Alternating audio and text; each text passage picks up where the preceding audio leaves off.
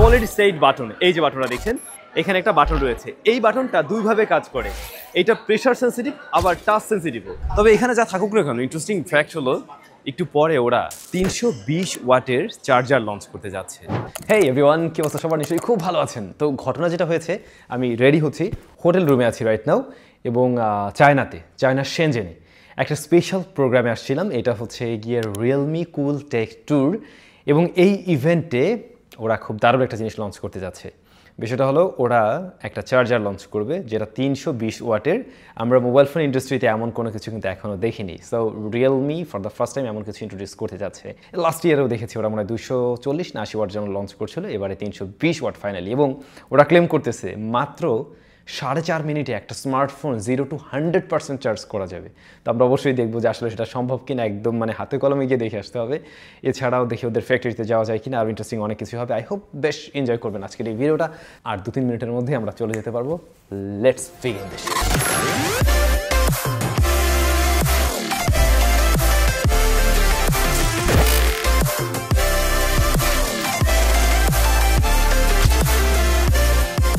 Right now আমরা Realme experience সেন্টারে আছি, এবং এখানে ওদের বিভিন্ন স্মার্টফোনগুলো রয়েছে, যে মডেলগুলো বাংলাদেশে কখনো যায়নি, যাবে কিনা আমি জানি না। শুধু স্মার্টফোন না, এর বাইরে ওদের ইয়ারফোনস আরও অনেক ইন্টারেস্টিং গ্যাজেটস রয়েছে যেগুলো বাংলাদেশ মার্কেটে আমরা দেখি না, বাট কেন যায় না সেটাই আমার প্রশ্ন। তো আপনারা তো জানেনই, এবারে আমি চায়নায় আছি অনেক দিন যাবত। চায়নার প্রচুর ঘোরাটোরা হলো, সুন্দর জায়গা। যাই হোক, রিয়েলমির এই প্রোগ্রামেও আসলাম। রিয়েলমি এই যে কুল টেক ট্যুর, এই স্পেশাল প্রোগ্রামটা মূলত ওরা করছে ওদের ফ্যানদেরকে নিয়ে, বিশেষ করে ওদের ফ্যানদেরকে নিয়ে আসছে এখানে দেখলাম। প্লাস বিভিন্ন দেশ থেকে বিভিন্ন ইউটিউবার্স, মিডিয়া অনেকে আসছে আর কি। তো যাই হোক, 20+ কান্ট্রি থেকে আর কি বিভিন্ন জন আসছে। বাংলাদেশ থেকে আমি ছিলাম, ওদিকে আমাদের তুষার ভাইয়েরও আসার কথা ছিল, বাট যেটা হয়েছে যে তুষার ভাই ওরা তো দেশের অবস্থা, এই কারণে ওই লাস্ট মোমেন্টে গিয়ে আর ভিসা টিসা ম্যানেজ করতে পারেনি, যে কারণে ওনারা আসতে পারেনি এবারে।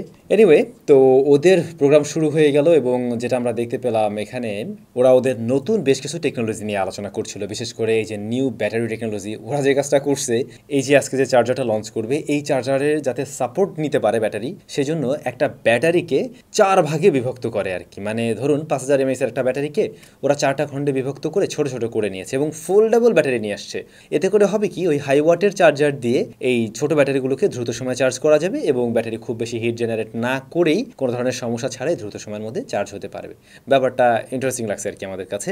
এবং পরবর্তীতে ওরা একদম লাইভ ডেমনস্ট্রেশন করে দেখালো আর কি, যে আসলে এটা কাজ করে কি না জিনিসটা। তো ওরা খুব নার্ভাস ছিল, ইভেন ওরা বলছিল যে এর আগে আমরা কখনো এত মানুষের সামনে এটা এভাবে টেস্ট করিনি। এর আগে আমরা নিজেরা জাস্ট টেস্ট করেছি, যখন 4.5 মিনিটের মধ্যে এটা চার্জ হয়। তো ওরা একটু ভয়টাই পাচ্ছিল, বাট মজার ব্যাপার হলো 4.5 মিনিটও লাগে নাই, এটা জাস্ট 4 মিনিট 22 সেকেন্ডের মধ্যেই একটা স্মার্টফোনকে 0 to 100% চার্জ করে ফেলে। তবে ওদেরকে জিজ্ঞেস করছিলাম যে কোন ফোনের সাথে এই চার্জারটা কমার্শিয়ালি পাওয়া যাবে। তো ওরা যতটুকু ক্লিয়ার করলো তাতে বোঝা যায় জিটি সিরিজের কোনো একটা স্মার্টফোনের সাথে ওরা প্রথমে এই চার্জার নিয়ে আসবে। এখন বাংলাদেশে তো জিটি সিরিজ লঞ্চ করে না, হয়তো আপনারা পাবেন, আনঅফিশিয়ালভাবে পেতে পারেন, এমন কিছু হওয়ার পসিবিলিটি আছে আর কি। রিয়েলমি কুল টেক ট্যুরে এসে একটা ইন্টারেস্টিং জিনিস দেখলাম। আমি রাইট নাও হাতে ধরে আছি Realme 13 Pro, but 13 Pro design সব কিছু আগের মতো দেখলেও একটা নতুন জিনিস আছে, সলিড স্টেট বাটন, এই যে বাটনটা দেখছেন এখানে একটা বাটন রয়েছে। এই বাটনটা দুইভাবে কাজ করে, এটা প্রেশার সেন্সিটিভ আবার টাচ সেন্সিটিভও, মানে টাচ করেও কাজ করা যাবে, প্লাস প্রেশার দিয়ে তো কাজ করা যাবে। ইন্টারেস্টিং না? এই জিনিসটা আমরা জানি আইফোন 16 সিরিজে নিয়ে আসবে, বাট তার আগেই রিয়েলমি নিয়ে আসছে। এখন কোন কাজে লাগবে? এটাতে একটা ক্লিক করলে দেখুন কি হয়। আমি জাস্ট এটাতে ক্লিক করলাম, আপাতত কিছুই হচ্ছে না, বাট আপনি যদি ক্যামেরাতে চলে যান, এবারে আপনি যদি এটাতে ক্লিক করেন তাহলে কিন্তু ছবি উঠছে। এখন শুধুমাত্র কি আপনি এটাকে, ও সরি ভাই, এটা কোনো কথা হলো? আমি লিটারেলি ফোনের সহ উঠাই ফেলছি, মানে বুঝিই নাই যেটা উঠে যাবে। এনিওয়ে, সো আপনাদেরকে মানে অ্যাটলিস্ট বোঝানোর জন্য হলো এটা আমাকে করতে হলো।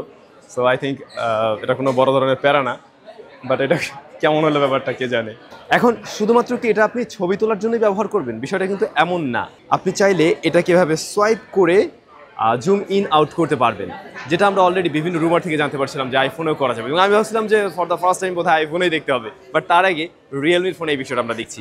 এখন পর্যন্ত শুধুমাত্র ক্যামেরাতে আপনারা জুম ইন আউট প্লাস এই যে কী বলে ক্যাপচার বাটন হিসেবে ব্যবহার করতে পারবেন, বাট ইন ফিউচারে ওরা যেটা বললো, আমি কথা বলছিলাম ওদের সাথে, ওরা যেটা বললো এটাকে আরও বিভিন্ন পারপাস ব্যবহার করা যাবে। ওরা পরবর্তীতে সফটওয়্যার আপডেটের মাধ্যমে সে সমস্ত বিষয়গুলো হয়তো এই ফোনগুলোতে দিয়ে দেবে। 13 Proতে এখন আছে, হয়তো ভবিষ্যতে আরও ওদের অন্য মডেলও আমরা দেখতে পাবো। এটা আসলে ইউজেবল, এটা কাজে লাগবে যারা বিশেষ করে ভিডিও টিডিও শ্যুট করে। এমনিতে নর্মালি হয় কি, যখন কিনা আমরা জুম ইন আউট করি আর কি, ওইটাতে যেমনটা হয় তার চাইতে এভাবে মানে ওই সলিড স্টেট বাটন দিয়ে করতে গেলে জিনিসটা অনেক বেশি সহজ হয় যেটা দেখলাম, প্লাস আরও স্মুথলি এটা করা যাচ্ছে। তো এইখানের প্রোগ্রামটা বেশ ছোট ছিল, অনেক বেশি বড় সময়ের প্রোগ্রাম ছিল না, জাস্ট সকালবেলার দিকেই প্রোগ্রাম শেষ হয়ে যায়। তো এরপরে সারাদিন ঘোরাঘুরি করে কেটে গেল। পরের দিন আমাদের প্ল্যান হচ্ছে ওদের ফ্যাক্টরি ভিজিট করা। বেসিক্যালি আজকে দ্বিতীয় দিন আমরা ফ্যাক্টরি ভিজিটে যাব। তো বাইরে খুব বৃষ্টি হচ্ছে আর কি। ভিজিটে যে কোনোভাবে বাসে উঠলাম, আমার পাশে ড্যারেন বসে আছে। Hello everyone. সো আমরা এখন ফ্যাক্টরিতে যাবো, ফ্যাক্টরিতে গিয়ে দেখবো। রিয়েলমি ফ্যাক্টরি আগে ভিজিট করা হয় নাই, বিশেষ করে চায়নাতে। তো ওখানে কেমন কি আছে সব কিছু আমাদেরকে খুঁটিনাটি সব কিছুই দেখানোর ট্রাই করবো। তো দেখতে দেখতে আমরা ফ্যাক্টরিতে চলে আসলাম এবং ফ্যাক্টরিটা ভাই বিশাল বড় জায়গা জুড়ে, অনেক বড় জায়গা জুড়ে, এবং এখানে 10,000 মানুষ কাজ করে আর কি। এমনকি এই ফ্যাক্টরির ভিতরে যারা ওয়ার্কার আছে, যারা কাজ করে এখানে, তারা টোটালি ফ্যামিলি নিয়ে থাকে। ভিতরে ঢুকে আমি দেখলাম বেশ কিছু স্কুল বাসও আছে এখানে, মানে তাদের যে ছেলে মেয়ে যারা রয়েছে, বাচ্চা টাচ্চা, তারা ওইখানে স্কুল করে, সব কিছু তাদের জন্য অ্যাভেলেবেল আছে, একদম থাকা খাওয়া সব। তাদের এখান থেকে বের হওয়ার প্রয়োজন হয় না, ডরমেটরি রয়েছে, সেখানে তারা থাকতে পারে। এই ব্যাপারটা কিন্তু ভালো করছে, কারণ মেইন সিটি থেকে এই জিনিসটা কিন্তু অনেক দূরে। ফ্যাক্টরি কিন্তু মেইন সিটিতে না, মেইন সিটি থেকে প্রায় 2 ঘন্টার মতো লেগে যায় বাসে করে আর কি। তো বুঝতেই পারছেন ওরা ফ্যাক্টরিটা অনেক দূরেই রেখেছে, এবং চায়নায় এই ধরনের সিস্টেমই আসলে চলে, মেইন সিটির মধ্যে এই ধরনের ঝামেলা রাখেন আর কি। তো অত দূর থেকে এসে যদি সিটিতে পড়াশোনা করতে হয় বা তাদের যাতায়াত করতে হয় এভরিডে, সেটা সম্ভব না, যে কারণেই তাদের এখানে মানে থাকা খাওয়া সব ব্যবস্থা থাকে আর কি। যাই হোক, ফ্যাক্টরিতে প্রথমেই আমরা ট্যুর দিলাম। আপনাদের কি খেয়াল আছে গত বছর আমি ওপ্পোর ফ্যাক্টরিতে গিয়ে একটা ইমেজিং ল্যাবে আমরা ভিজিট করছিলাম, একদম সেম টু সেম রিয়েলমিরও এখানে তারা সেরকম একটা ব্যবস্থা রেখেছে। তারা তাদের ফোনগুলো দিয়ে, মানে প্রতিটা মডেলের ফোনগুলো দিয়ে ছবি তুলে চেক করে যে ছবিগুলো পারফেক্টলি আসছে কিনা। কতগুলো রোবট রয়েছে, একদম সেম টু সেম দেখছি, একই রকম রোবট। সেই রোবটগুলো প্রতিদিন ওরকম ছবি তোলে, এক একটা ফোন দিয়ে 70,000-এর মতো ছবি তোলা হয় চেক করার জন্য আর কি। এবং বিভিন্ন রকমের এনভায়রনমেন্ট এখানে রয়েছে, অনেক কিছু আর কি। ন্যাচারালি রেগুলার লাইফে আমরা যে ধরনের ছবি টবি তুলি সেরকম এনভায়রনমেন্ট ওরা তৈরি করে রেখেছে। যাই হোক, এই পোর্শনটা ভিজিট করার পরে চলে গেলাম ওদের ফ্যাক্টরিতে। মানে এত বড় জায়গা, একটা জায়গা থেকে আরেকটা জায়গায় যেতেও ভাই অনেক সময় লাগে, এরকম একটা অবস্থা। ভিতর দিয়ে আসলে গাড়িতে করে যাওয়া উচিত। যাই হোক, বৃষ্টি ছিল এই দিন। তো আমরা ফ্যাক্টরি বিল্ডিংয়ে ঢুকলাম এবং প্রথমেই দেখলাম স্মার্টফোনগুলো কীভাবে টেস্টিং করা হয়, অর্থাৎ তৈরি করার পরে কীভাবে সেগুলোকে টর্চার করা হয়, টেস্ট করা হয় বিভিন্নভাবে, যে ফোনগুলো আসলে রেগুলার ইউসেজে টিকবে কি না। যেমন বেন টেস্ট, প্রেশার টেস্ট, প্রতিটা বাটনের উপরে ওরা টেস্ট করে যে বাটনগুলো আসলে ঠিকভাবে ওয়ার্ক করবে কিনা, কত হাজার প্রেস নিতে পারবে। এরপরে হিউমিডিটি টেস্ট করা হয়, বিভিন্ন ওয়েদারে আসলে ফোনগুলো টিকতে পারবে কিনা। এমনকি দেখলাম একদম ফ্রোজেন স্মার্টফোন, যে একদম বরফের ভিতরে একদম ফ্রোজেন করে ফেলা হয়, তাহলে ফোনগুলো টিকবে কিনা, এভাবে টেস্টগুলো করা হচ্ছিল। এবং এই জায়গাগুলোতে, এই ধাপগুলো যদি পাস করতে পারে, তখনই ওই মডেলটাকে বাজারে আনার চিন্তাভাবনা করা হয় আর কি। এটা আমরা প্রত্যেকটা ব্র্যান্ডের ক্ষেত্রেই দেখি, এর আগেও আমরা বিভিন্ন ফ্যাক্টরি ট্যুরে আমরা দেখেছি। এরপরে ভাই গিয়েছিলাম ওদের ফ্যাক্টরিতে, যেটা শ্যুট করা নিষেধ ছিল, তো এটা আর শ্যুট করতে পারিনি, দুঃখিত। একদম ফ্যাক্টরির ভিতরের যে বিষয়বস্তু সেগুলো আর আসলে দেখাতে পারিনি, কারণ আমরা ঢোকার আগে আমাদের মোবাইল টোবাইল ক্যামেরা ট্যামেরা সব কিছুই ওরা রেখে দিয়েছিল, ওটা লক করে রেখে দেয়। দেন আপনাকে একদম ওইভাবে ঢুকতে হবে ভিতরে, আবার বের হওয়ার সময় চেক করা হয় যে আমি কোনো কিছু নিয়ে বের হলাম কিনা। এই হচ্ছে বিষয়াদি। তো সব মিলে আর কি ভালো লাগছে, নতুন নতুন অনেক এক্সপিরিয়েন্স করার মতো সুযোগ ছিল। তবে ভালো হতো সব কিছু যদি আরও ডিটেইলে ভিডিও শ্যুট করে আপনাদেরকে দেখানো যেত, বাট সেই সুযোগ ছিল না। এটা হয়তো অনেক কোম্পানির পলিসি থাকে, তাদের ইন্টারনাল বিষয়গুলো সব কিছু তারা দেখাবে না। তবে সত্যি বলতে ওদের ফ্যাক্টরি অনেক বড়, যেটা আমরা ধারণাও করি না, তার চাইতেও অনেক বড়।